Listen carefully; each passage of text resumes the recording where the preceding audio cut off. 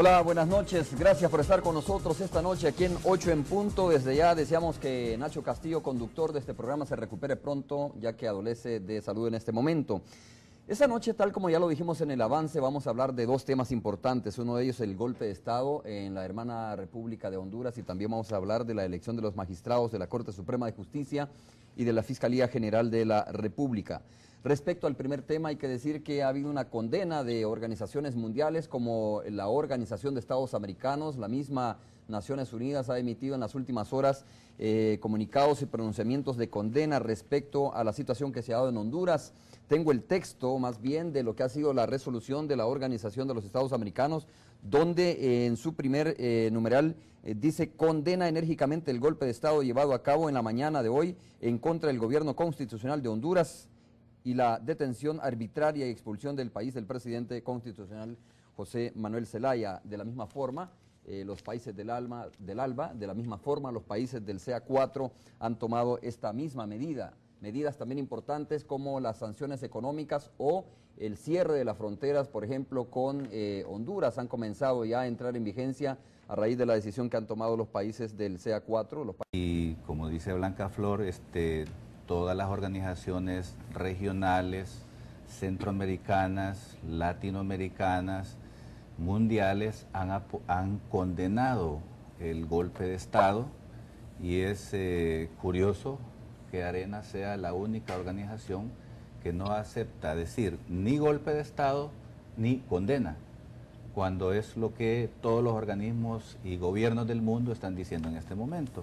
Creo que esto es parte de el no querer reconocer que esta irregularidad que existe en Honduras se debe a que ha habido una alteración grave del sistema de gobierno, que se ha respetado la voluntad popular, y yo creo que Arena debería de reflexionar que no le conviene estar en esa verborrea tratando de esconder su posición real. Es importante que los salvadoreños y las salvadoreñas nos pronunciemos claramente por condenar este hecho, que es un golpe de Estado claramente. Ahora, ¿te parece, perdona que lo pregunte muy sinceramente, ¿te parece relevante o irrelevante el hecho de que Arena diga que es un golpe de Estado, reconozca que es o no es un golpe de Estado, cuando lo ha dicho Naciones Unidas, cuando lo ha dicho la Organización de Estados Americanos, cuando lo ha reconocido los países del ALBA, cuando lo han dicho los países del CA4, por ejemplo? Ciertamente puede no ser relevante. Lo que pasa es que detrás de esto posiblemente hay sueños que están escondidos en el pensamiento de Arena, y el mismo hecho de que ellos estén diciendo que aquí se puede ver reflejado el gobierno de El Salvador, el gobierno actual de El Salvador, a uno le da la idea de que pudieran estar soñando con que algo parecido ocurre en El Salvador. Nosotros debemos estar pendientes de defender la institucionalidad del país y sobre todo de respetar la voluntad popular. Ahora, Mauricio, ¿se asemeja a la realidad hondureña? Estoy hablando antes del golpe de Estado, ¿no? Obviamente. ¿Se asemeja la realidad hondureña con la realidad que está viviendo el país, El Salvador, en este momento? Hay diferencias importantes, pero creo que en todo caso nosotros debemos de insistir en que Arena debe de pronunciarse claramente por condenar lo que es un golpe de Estado en Honduras. Ok, si hay diferencias importantes, ¿cuáles son esas diferencias importantes? Porque probablemente eso que estás tú diciendo que son las diferencias importantes son las que llevaron a los militares y a algún grupo elitista, digamos, de la sociedad hondureña a dar este golpe de Estado. ¿Cuáles son esas diferencias que tú marcarías entre los dos países, o la forma como se están conduciendo los dos países? Bueno, aquí después de un conflicto largo de 12 años, hubo un proceso de acuerdos de paz, que se reconoció como una refundación del Estado salvadoreño, donde las Fuerzas Armadas tomaron un nuevo rol, dejaron de asumir el rol que tradicionalmente venían jugando,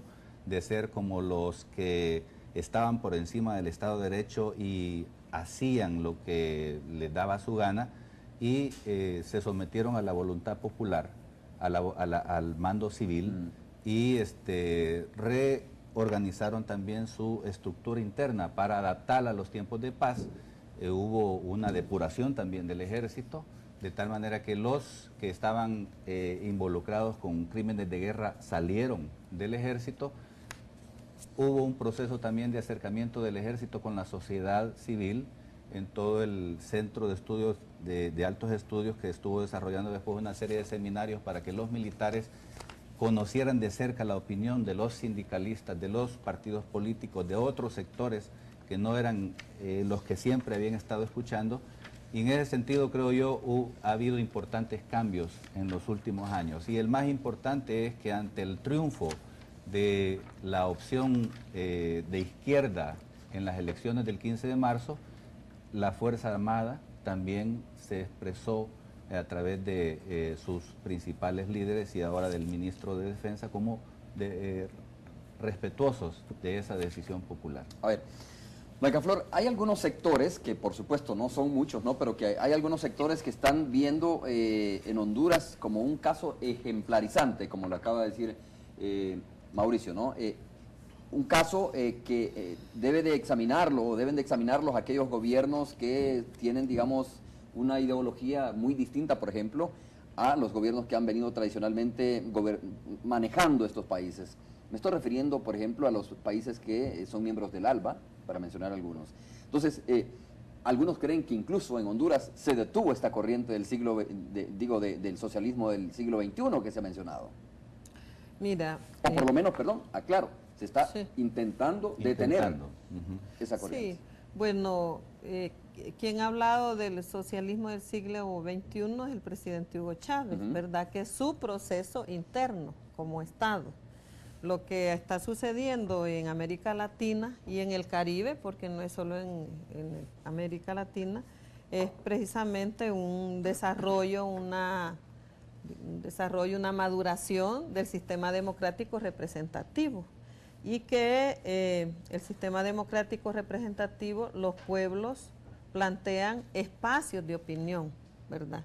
No solamente que el día de elecciones se vaya a emitir un voto para elegir a su presidente, a su alcalde o alcaldesa, a sus diputados, a sus parlamentarios, ¿verdad? Ese es, digamos, en eso está fundamentado principalmente, digamos, el sistema representativo democrático, sino que ahora, incluso en la Carta Interamericana, ¿verdad?, que se aprobó, plantea la profundización de la participación de los pueblos en emitir opinión. Aquí tengo yo, digamos, el artículo 3, donde habla de profundizar la participación de los pueblos, que tengan opinión. Claro, lo que se ha dado en llamar de pasar de una democracia representativa a una democracia participativa. Sí, ¿no? Una combinación, porque es una combinación. Entonces, a esto de escuchar la opinión de los pueblos, hay sectores de derecha, la derecha más atrasada, digamos, ¿verdad?, que no quiere escuchar a los pueblos. Y eso es parte del problema de lo que ha pasado en Honduras. Ahora, ¿verdad? Blanca Flor, en este matiz, por ejemplo, de una democracia participativa o representativa, o la combinación de los dos conceptos, puede que haya abusos de parte de algunos mandatarios y que puedan violar la Constitución. Estoy hablando de lo que se le acusa al presidente de Honduras, Manuel Zelaya, ¿no? Hoy estaba leyendo, antes de venirme, que hay por lo menos 18 delitos que el gobierno de facto, que está ocupando ahora la presidencia de Honduras, le está acumulando al presidente Zelaya. Entre ellos, obviamente, violación a la Constitución de la República.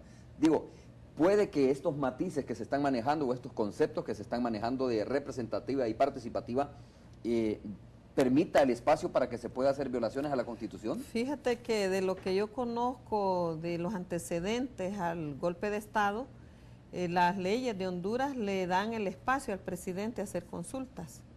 Y lo que precisamente él pretendía hacer, y no en forma individual, sino que articulada una gama de organizaciones y sectores, que no es la gran oligarquía hondureña, sino que el pueblo y sectores académicos y de tipo social, es preguntarle al pueblo si estaba de acuerdo en que en las elecciones de finales de noviembre incorporaran una casilla para el planteamiento de una constituyente.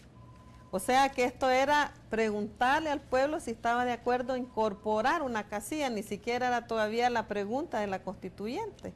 O sea, de acuerdo a la información que yo tengo, ese era el tema.